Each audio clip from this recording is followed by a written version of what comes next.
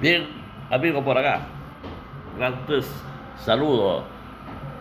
El atardecer de hoy, enero 2023. Bueno, por acá tenemos una presentación que habíamos explicado y esta es la parte 3 del parámetro de configuraciones de los transductores y las clases anteriores que habíamos dicho. El título de lo que son los phase array en comparación con los convencionales. Fíjense esta figura acá, esta presentación, que tenemos los tres parámetros más importantes que debemos siempre establecer en los arreglos de phase array. Por ejemplo, ven aquí los parámetros del palpador, que los tenemos acá en esta posición de una soldadura junta a tope, junta invisible, y que tenemos el palpador traductor con su zapata de teflón o de plexiglass. Generalmente inicia en un ángulo requerido, que eso lo podemos configurar en el Z-Fielder del configurador del equipo MX2 Olympus.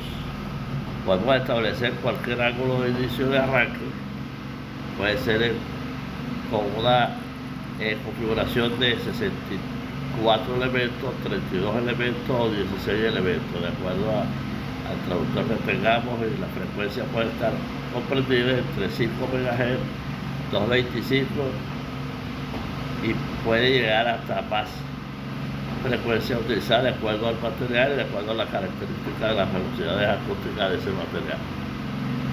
Ven ahí que puede establecerse, está saliendo de un margen de 40 grados posiblemente.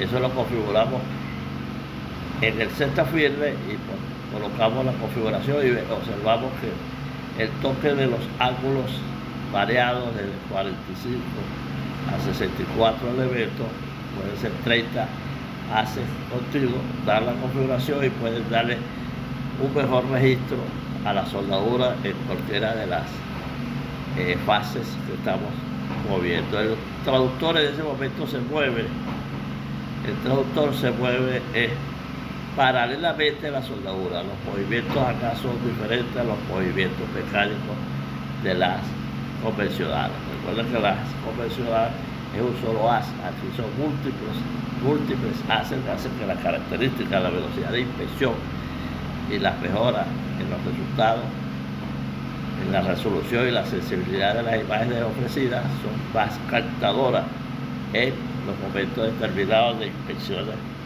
transferidas. Bueno, vemos allí esa configuración acá, que ustedes observan que tenemos los parámetros principales, como el parámetro del palpador, parámetro de suela y parámetro del material de velocidad acústica, y forman las leyes focales que hablamos en el arreglo de phase array.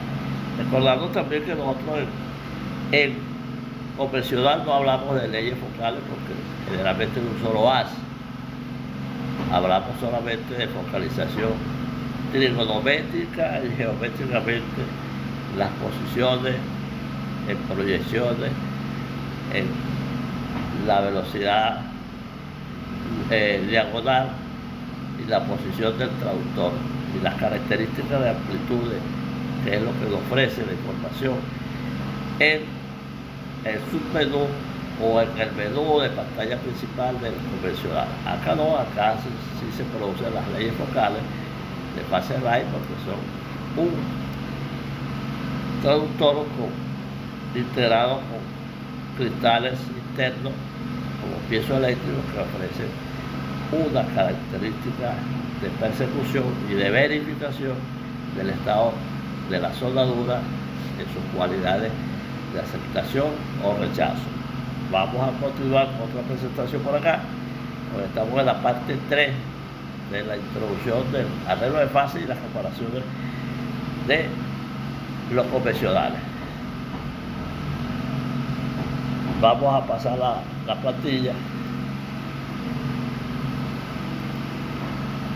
para explicar otra faceta acá.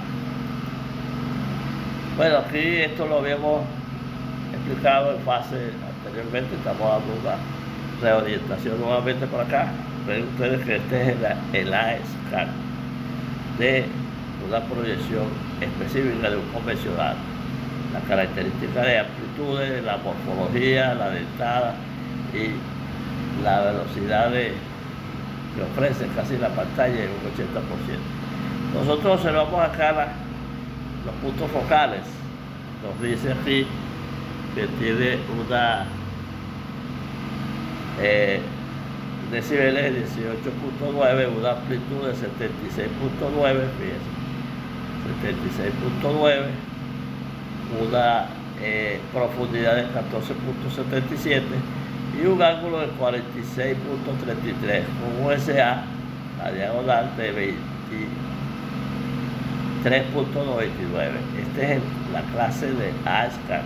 Y aquí nos configura el que tiene aportado una configuración de una TCG con 3 puntos o 2 puntos referenciados para darle garantía específica en el arreglo de fase de poder tener una amplitud garantizada de imágenes sobre el 80%, casi como la ven acá esta presentación de esta indicación espigada con un pequeño reflector de lado. Naturalmente que esta es la posición, podría ser un defecto de una falta de fusión, una falta de penetración, porque es muy espigada y es muy reducida la dentada, con una TCG que garantiza que las amplitudes están sobre el nivel que dice acá 76.3. Bien, vamos a darle presentación a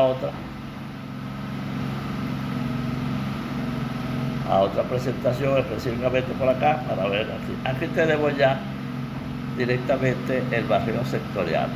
Está analizando propiamente la misma amplitud que se ve de la AESCAN con esta PCG referida, y observamos acá que aparece entre los 45 grados, como dice así, 46.33 grados.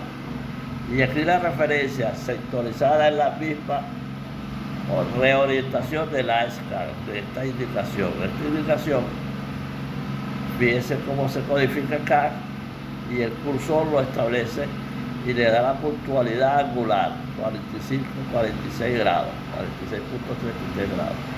Nos da una referencia de una profundidad igual a los 14.77. Lo que nos dice acá es que la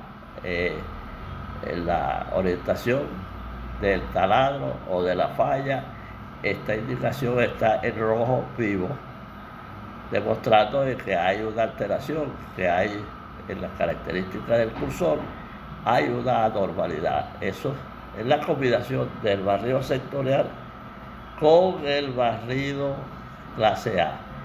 Esto lo podemos configurar a que estos dos imágenes que nos da el phase array, diferente al convencional, que nunca aparece en ninguna de estas vistas, sino la vista A de amplitudes.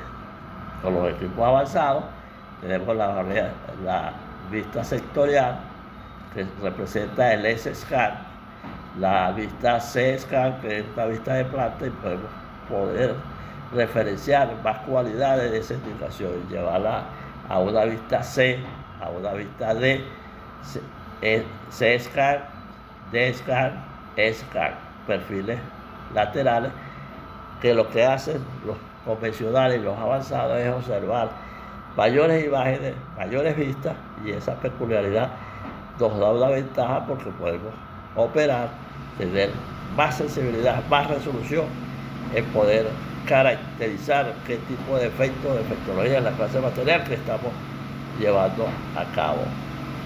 Bueno, fíjense ustedes acá, vamos a ver si encontramos otra presentación. Bueno, volvemos acá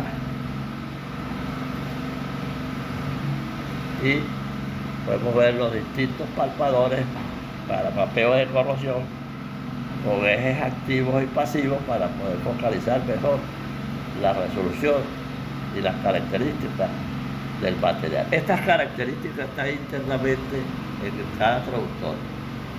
el tamaño del elemento, que es el pitch, que está entre 0,25 a 2 milímetros, el tamaño, el número de elementos que se comprende, se clasifica entre 8, 16, 32, 64, 128 y 156 elementos. Entonces, ya cuando se sube el nivel del traductor con un elemento, con mayores elementos, hay mejor resolución, y algunas características de la norma nos exigen usar mayores elementos para tener una resolución más avanzada y una sensibilidad en la captación de las características de la influencia, de la discontinuidad o de las indicaciones de acuerdo al código AP5, artículo 4.